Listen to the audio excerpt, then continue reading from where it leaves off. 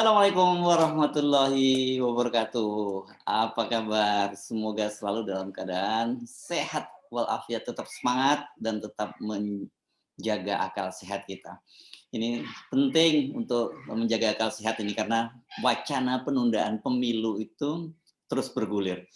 Selain operasi di panggung terbuka seperti yang telah dilakukan oleh 3 orang ketua umum parpol, yakni Ketua Umum PKB Muhaimin Iskandar, Ketua Umum Partai Golkar Airlangga Hartarto, dan Ketua Umum Partai Amanat Nasional Zulkifli Hasan, di bawah permukaan juga sedang berlangsung lobby-lobby bahkan tekanan politik, terutama terhadap para pimpinan partai politik. Soal adanya tekanan terhadap para ketua umum partai politik ini setidaknya dikemukakan oleh Sekretaris Umum PP Muhammadiyah Profesor Abdul Muti. Dia mengaku mendengar dan juga berkomunikasi dengan kalangan parpol dan menurut dia ada pihak-pihak tertentu yang menekan para ketua umum parpol. Memang ini banyak spekulasi karena sebagian mengatakan itu adalah inisiatif dari pimpinan partai politik itu sendiri.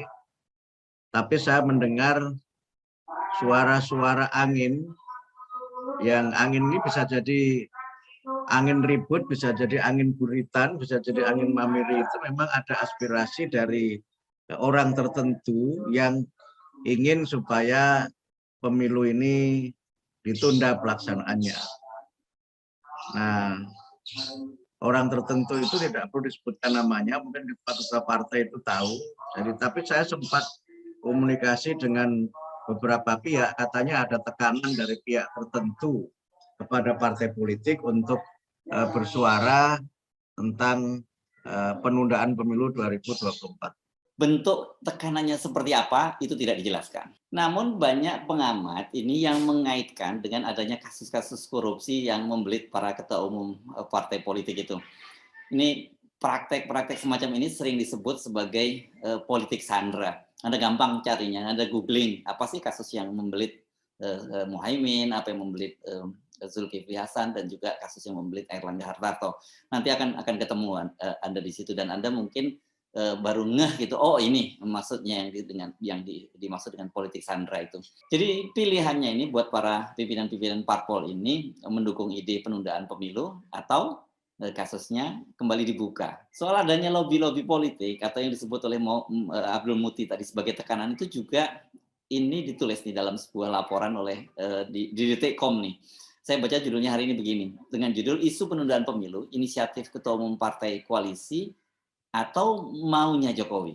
Detik memaparkan, ini dia mendapat bocoran dari seorang elit partai politik koalisi bahwa manuver di balik layar aksi ketiga ketua umum yang bicara penundaan pemilu itu, jadi menurut dia ini ada lobby dari penguasa kepada petinggi-petinggi parpol koalisi. Menyebutnya enggak tekanan ya, tetapi lobby. Elit parpol ini menyatakan lobby tersebut dilancarkan 2 pekan sebelum Muhaimin melemparkan isu penundaan pemilu.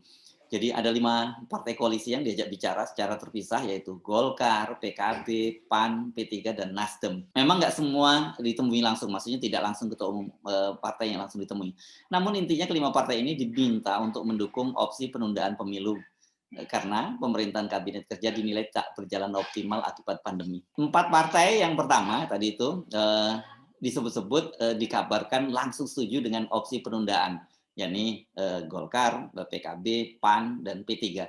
Sementara Nasdem pada waktu itu disebut masih pikir-pikir. Karena itu kemudian setelah mendapat dukungan dari 4 partai tadi, isu penundaan pemilu disusun dan awalnya sebenarnya katanya Golkar yang harusnya diminta jadi parpol yang pertama kali membunyikan isu tersebut, lalu diikuti oleh PKB, PAN, dan kemudian P3. Namun ternyata PKB itu justru mengambil inisiatif lebih dulu membunyikan isu itu, dan kemudian diikuti Golkar, yang pada waktu itu modusnya macam-macam ya. Kalau PKB menyatakan Caimin bahwa dia bertemu dengan UMKM di daerah-daerah dan meminta untuk penundaan pemilu, kemudian Golkar menyatakan bahwa menyerap aspirasi petani sawit ini di Riau, dan lalu di urutan ketiga itu PAN. Sedangkan P3 tadinya yang katanya disebut-sebut sudah sepakat itu kemudian menyatakan belum bersikap terhadap isu penundaan pemilu tersebut. Bagaimana dengan PDIP dan Gerindra? ini baik Ketua Umum PDIP maupun,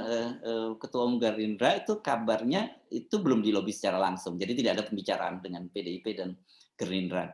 Dan seperti kita ketahui kemudian PDIP kan menolak usulan ini, sementara Gerindra belum bersikap. Setelah muncul statement dari Muhaimin kan Nasdem dan PDIP langsung bereaksi secara keras. Sekjen PDIP Hasto Kristianto bahkan dengan penolakannya sangat tegas. Kata dia bagi PDI Perjuangan lebih prioritas praktik kekuasaan saat ini adalah bersama rakyat mengatasi berbagai dampak pandemi serta bagaimana pemerintah fokus mengatasi kelangkaan minyak goreng, kenaikan harga kedelai yang berdampak pada industri kecil rakyat, tahu tempe dan berbagai masalah penting lainnya daripada berimajinasi tentang penundaan pemilu. Ini pernyataan Hasto pada hari Senin ya. Hari Senin ini tanggal 28 Februari tahun 2020. Ini sangat sangat keras ya, dan saya kira ini langsung menohok karena tadi bicara soal kelangkaan minyak goreng, soal harga kedelai dan hal-hal lain.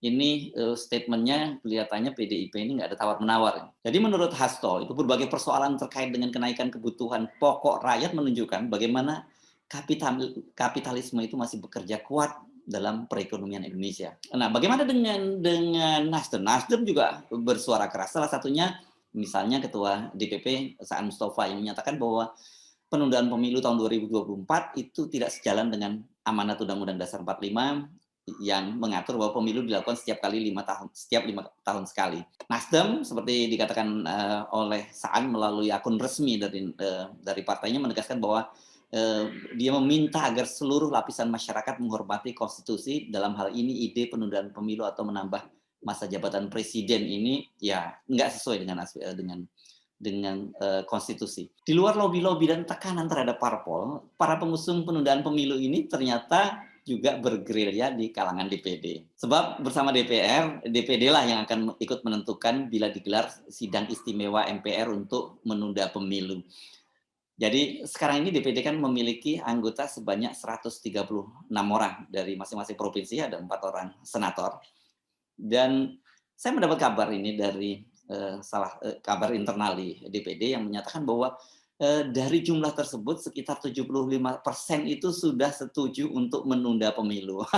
Nah, ini menarik sekali ini. Kita tahu bahwa DPD ini memang jauh lebih mandiri, meskipun kita tahu banyak di antara mereka tadinya terafiliasi dengan partai politik, tapi dalam prakteknya mereka jauh lebih mandiri. Jadi sikap-sikap mereka bisa ditentukan oleh mereka tanpa terpengaruh oleh keputusan atasan atau partai atau fraksi di atasnya. Saya sih bisa memahami mengapa kemudian banyak sekali anggota DPD yang sepakat dengan penundaan pemilu ini, karena buat mereka ini sangat menguntungkan. Tanpa harus mengikuti pemilu, mengeluarkan biaya kampanye, itu mereka akan kembali menikmati kursi empuk dan fasilitas-fasilitas lain yang menarik yang selama ini mereka sudah nikmati tanpa lagi melakukan pemilu. Bahkan sebenarnya saya juga mendengar kabar dari teman-teman di kalangan DPR, mereka menyatakan jangan salah ya, walaupun partainya menolak penundaan pemilu, tetapi banyak di antara anggota DPR sebenarnya kalau ditanya secara pribadi, mereka akan lebih senang kalau pemilu ini ditunda. Ya wajar, gimana nggak senang mereka. Bayangkan kalau mereka untuk ikut pemilu itu setidak-tidaknya kan butuh biaya 5-10 miliar gitu. Nah, sekarang mereka sudah tidak perlu lagi mengeluarkan dana anggaran sampai 5-10 miliar, dan mereka dipastikan akan mendapat perpanjangan masa jabatan. Siapa yang nggak enak, siapa yang nggak mau gitu.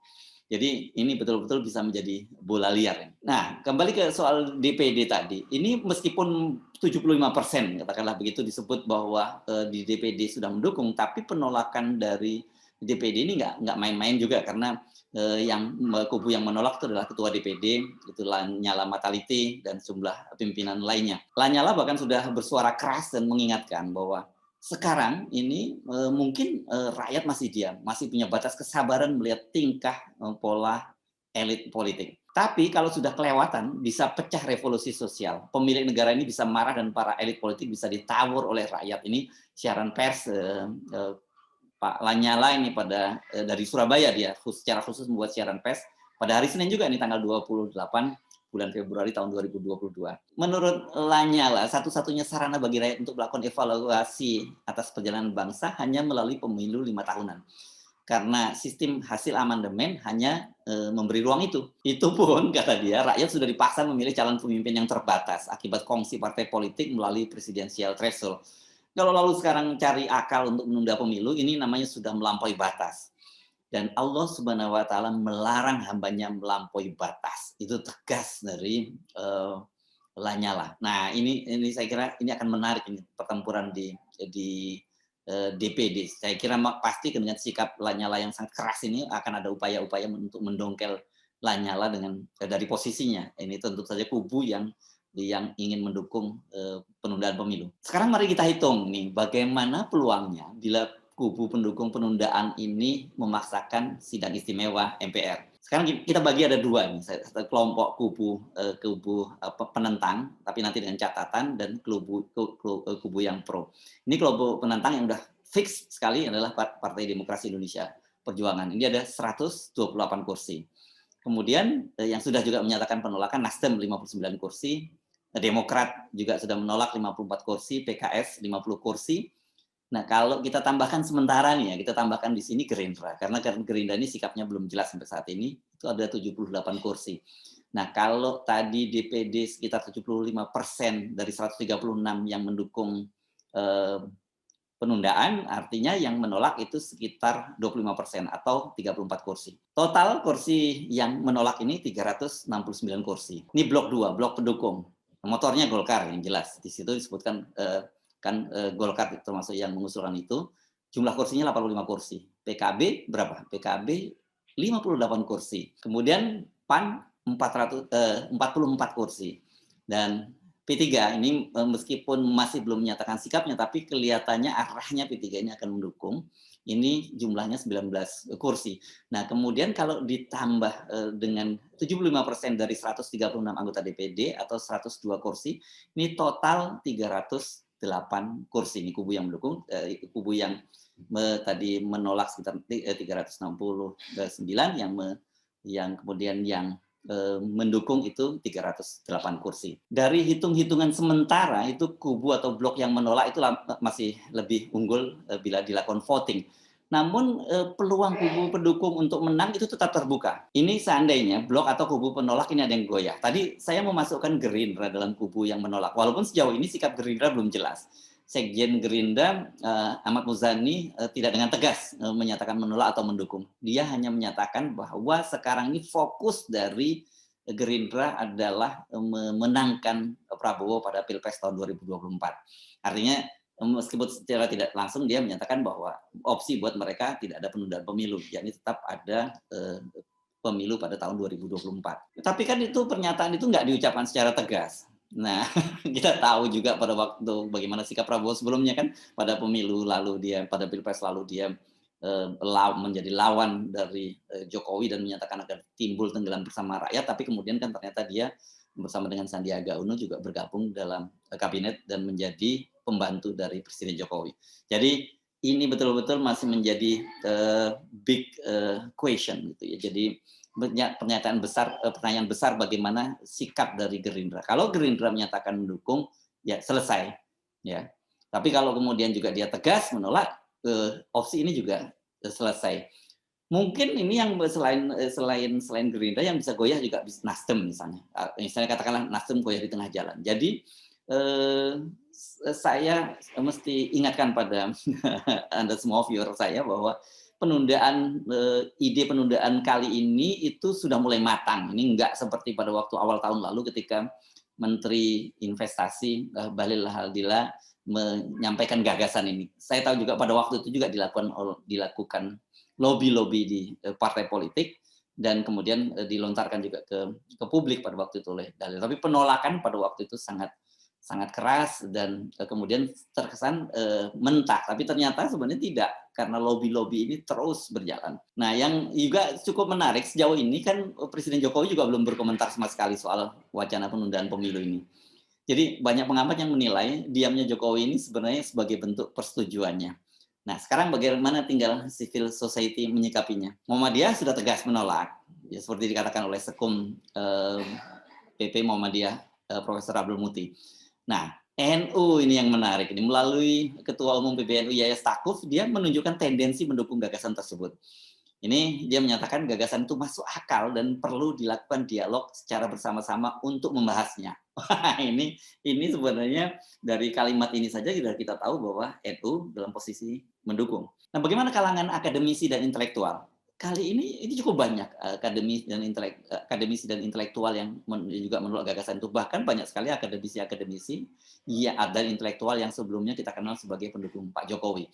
Nah, tapi dari pengalaman sebelumnya, sekeras apapun penolakan dari masyarakat, semua kebijakan yang dimaui pemerintah itu akan jalan terus. Anda ingatlah omnibus law, soal kemudian soal undang-undang soal stabilitas keuangan nasional, atau kita kenal sebagai undang-undang COVID dan sebagai semua jalan ketika pemerintah mau.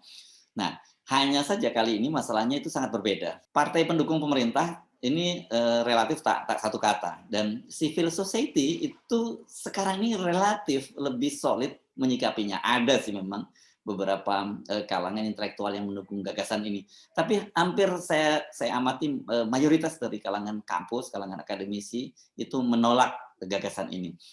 Nah, di tengah isu penundaan pemilu itu muncul juga usulan yang kontra, yakni justru mempercepat pemilu, bukan malah menunda. Kenapa? Karena alasannya juga cukup masuk akal. Kenapa? Karena kalau kemudian pemilu ditunda, itu apakah pemerintah, kalau alasannya karena kemampuan ekonomi pemerintah, apakah pada tahun 2027 nanti pemerintah masih punya kemampuan ekonomi? Karena apa? Karena kan kita tahu bahwa mulai tahun 2023 itu nanti eh, soal BI tidak lagi boleh membantu APBN pemerintah. Begitu juga dengan soal rasio defisit terhadap PDB itu juga kembali ke 3%. Jadi semakin berat ruang fiskal dari pemerintah. Nah, Anda dukung yang mana ini?